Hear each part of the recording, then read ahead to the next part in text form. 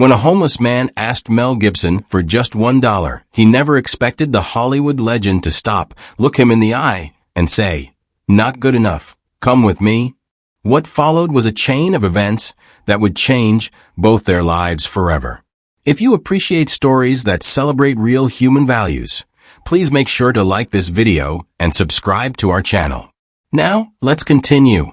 It was late afternoon at a busy Los Angeles intersection, the city buzzing with honking cars and the hum of conversations. Mel Gibson, in a leather jacket and boots, stood at the crosswalk, waiting for the signal to change. He blended into the crowd just enough to avoid being mobbed, yet his quiet confidence still turned a few heads. As he adjusted his sunglasses, a man emerged from behind a lamppost, his movements hesitant but deliberate. "Hey sir, just $1?" The man's voice was rough, his tone unsure but not completely defeated. His scruffy beard and layered, mismatched clothes spoke of weeks, maybe months, spent on the streets. A tattered duffel bag hung off one shoulder, its frayed strap barely holding on. Despite the wear and grime, there was something in his eyes, a flicker of dignity that hadn't been completely extinguished. Mel glanced at him, pausing as if taking in the whole story written across the man's appearance. His gaze dropped to the man's worn-out shoes, then back to his face. $1? Mel repeated, his voice calm but questioning. "Why $1?" The man shifted uncomfortably, his fingers tightening on the duffel strap. He didn't meet Mel's eyes right away. "I just need it, all right," he muttered, his voice carrying a note of frustration, like he'd explained himself too many times before. Mel tilted his head slightly, his expression unreadable behind the sunglasses. The light changed, but he didn't move. The crowd flowed around them, indifferent to the exchange. "Not good enough," Mel said finally, his tone firm but not unkind. He gestured with a nod of his head. "Come on." The man hesitated, his brow furrowing. "Come where?" he asked, a mix of suspicion and curiosity creeping into his voice. Mel didn't answer right away. He turned and began walking, glancing back once to see if the man would follow. For a moment, it seemed like he wouldn't. But hunger and curiosity have a way of breaking down even the strongest walls.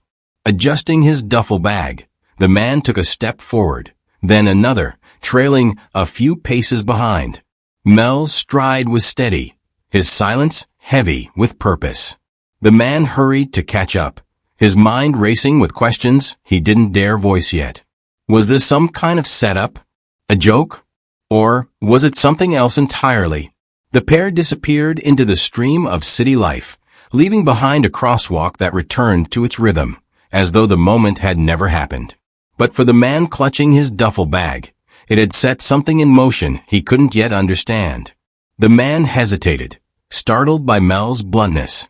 For a moment, it looked like he might say something, but instead he shook his head, muttering, "Forget it," as he turned to walk away. His steps were slow, like he didn't really want to leave, but didn't see a reason to stay. "Wait," Mel called out, his voice cutting through the noise of the street. The man froze, but didn't turn around. "You want my help? Walk with me. Let's see what you're really after." The man finally turned, suspicion etched into every line of his face. "What's this, some kind of game?" he asked, his voice low, almost challenging. Mel smirked, sliding his sunglasses into the collar of his shirt. "You could call it that," he replied, gesturing for the man to follow him. There was something in his tone, confident, matter-of-fact, that made it impossible to dismiss him outright. Reluctantly, the man adjusted his duffel bag and trailed a few steps behind. They walked in silence, weaving through the bustling sidewalks of Los Angeles, until they reached a taco truck parked on a quieter corner. Mel stepped up to the window, ordered 2 plates, and handed one to the man, who accepted it with hesitant hands. "All right," Mel said, motioning to a nearby bench. "Sit. Talk." He bit into his taco, watching the man carefully. The man eyed him warily, but took a seat, the smell of warm tortillas and seasoned meat tempting him more than his doubts. He took a small bite, then another, and before long, he was eating like he hadn't seen a meal in days. For a few minutes, neither of them spoke, the sounds of traffic filling the silence. As the edge of his hunger faded, the man glanced at Mel, who was waiting patiently. "My name's Adam," he said, his voice softer now. "I used to work in construction. Good jobs, steady pay. Then I had this accident, fell off a roof. Messed up my back. Couldn't work for months." He paused, staring down at the taco in his hand. "Bills started piling up. They repossessed my truck, and I couldn't keep up with rent. One thing led to another, and here I am." He laughed bitterly, the sound hollow. "Funny, right? I spent my whole life building houses for other people, and now I can't even keep a roof over my own head." Mel didn't interrupt, letting the story hang in the air between them. Adam took another bite, chewing slowly, as if trying to swallow more than just the food. Finally, he looked up, meeting Mel's steady gaze. "That's my story," Adam said, his voice firm, almost defiant. "What's yours?" Mel leaned back, his eyes narrowing as he considered the question. "My story," he repeated, his voice quiet but firm. "It's not much different from yours. I've made my share of mistakes too." Adam raised an eyebrow, unconvinced. Mel shifted in his seat, his hands resting on his knees, and continued. "I let my pride and temper ruin things. Friendships, family, even my work. There were times I nearly threw it all away. You screw up enough, and people start doubting you, and then you start doubting yourself. It's a nasty cycle. But here's the thing, I had a way back. People didn't give up on me when they could have. They didn't have to, but they did. That's the only reason I'm sitting here now." Adam set his taco down, his shoulders tense. "That's easy for you to say. You've got money, a name. A bad day for you is still better than anything I've had in years.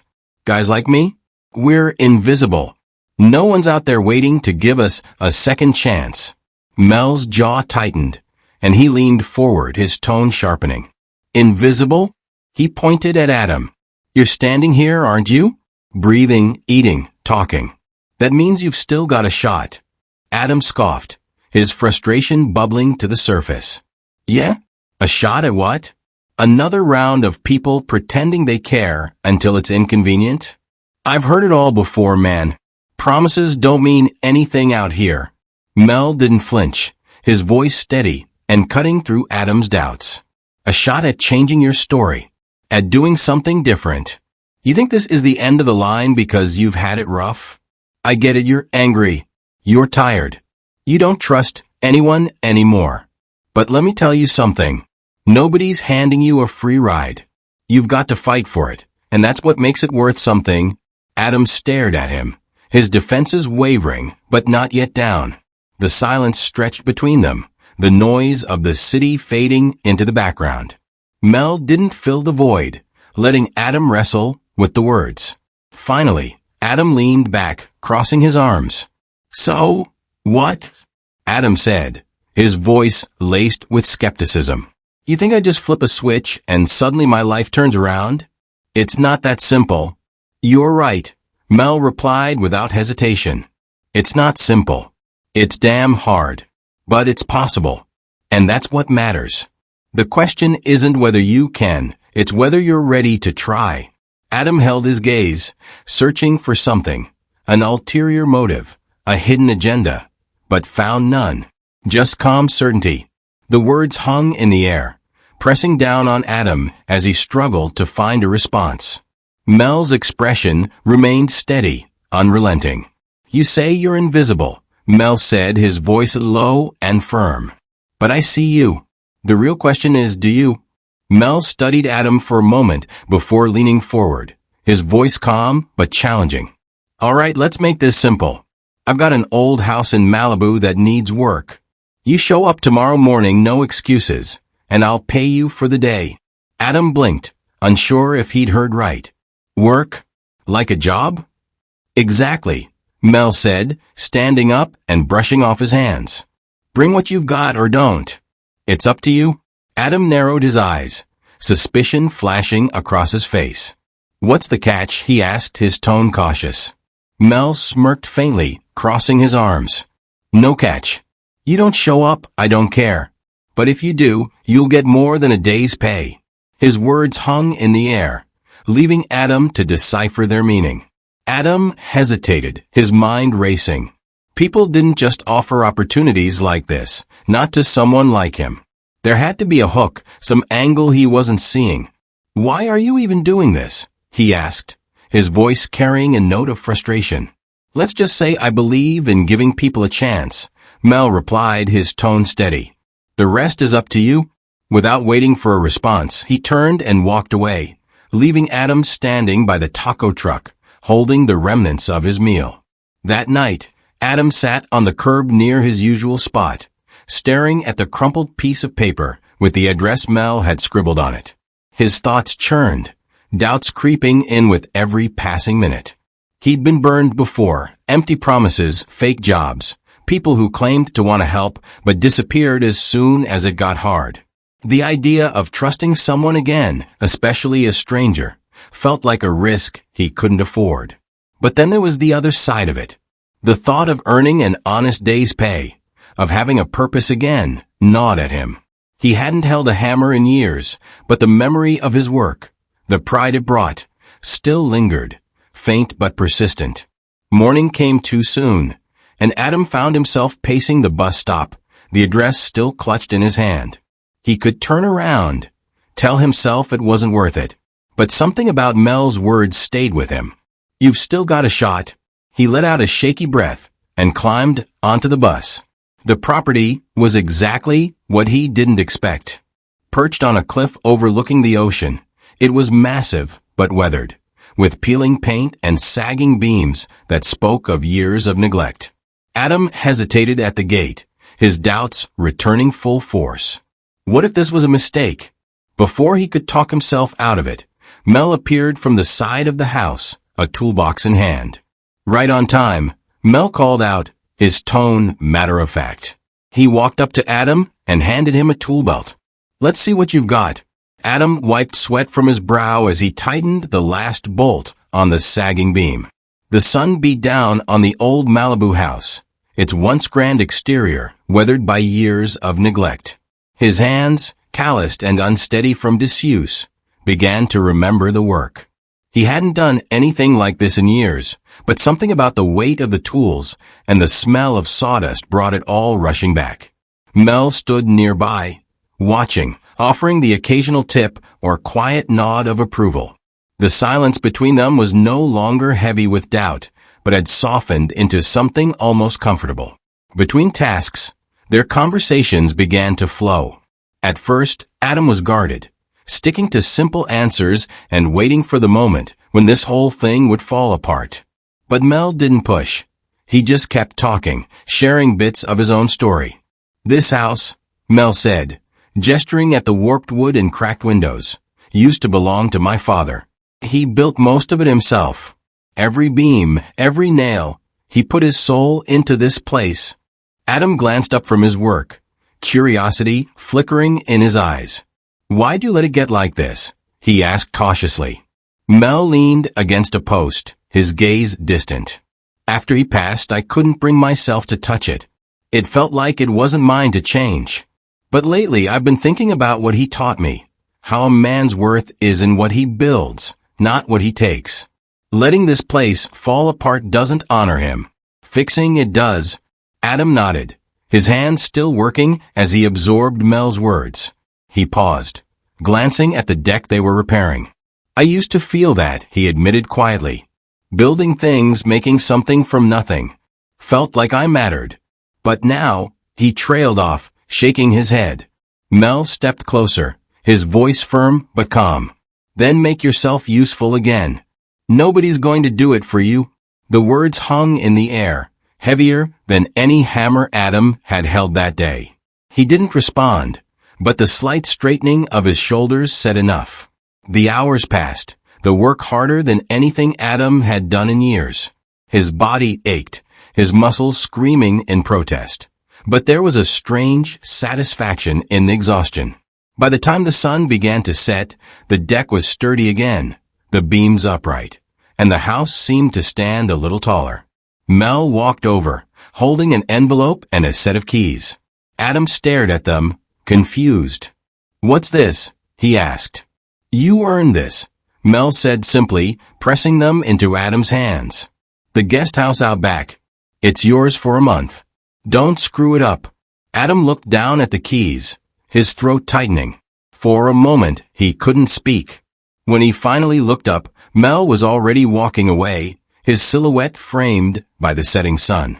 Adam sat on the steps of the guest house, the envelope heavy in his hands. When he finally opened it, his breath caught. Inside was a check for a week's worth of work, far more than he expected, and a neatly folded note. "The guest house is yours for a month. Use it wisely." He stared at the words, rereading them as if trying to decode a hidden meaning. Turning the keys over in his palm, he looked toward the main house, where Mel had disappeared. "You don't even know me," he murmured under his breath. Later that evening, as the sun dipped low over the ocean, Adam found himself pacing the small guest house. The walls were bare, the furniture sparse, but it was warm and dry, better than anything he'd had in years. He couldn't shake the disbelief. When he finally saw Mel the next morning, he asked outright, "Why are you doing this? You don't know anything about me." Mel shrugged, leaning casually against the doorframe. "No, but I've seen enough," he replied simply. "You'll either prove me right or prove me wrong. Your choice." With that, he walked away, leaving Adam to wrestle with the weight of his own doubts. Over the next few weeks, Adam threw himself into fixing the guest house. The leaky faucet, the peeling paint, the creaky bed frame, he tackled them all. The tools in his hands felt familiar again. Each swing of a hammer or turn of a wrench a reminder of the man he used to be. He started applying for jobs, hesitating at first, but with each application, the hesitation faded. It wasn't easy. Most places turned him down without much thought, but he kept going. The quiet nights in the guest house gave him time to think, and for the first time in years, the reflection staring back at him in the mirror didn't feel like a stranger. He didn't see much of Mel during that time. The older man kept his distance, offering the occasional nod when their paths crossed. It wasn't until the last day of the month that Adam found himself standing on the steps of the main house, keys in hand. He knocked, his stomach twisting, with a mix of gratitude and nerves. When Mel opened the door, his expression was as unreadable as ever. "Well?" Mel asked, his voice carrying that same calm certainty that had started this all. "What now?" Adam grinned, holding the keys out to him. "I found work. It's nothing big, just a warehouse job, but it's steady. And I'm looking for a place of my own." Mel's face softened slightly, though his voice stayed firm. "Good," he said, taking the keys. He extended his hand, and Adam shook it, the gesture firm and grounding. "Then get out of here, and go live your life." Adam laughed, the sound light and unforced, and nodded.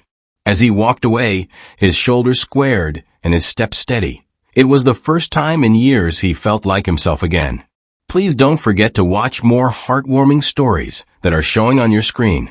For more stories celebrating real human values, hit the subscribe button so that you don't miss our next uploads. Thank you for being a part of American Stories.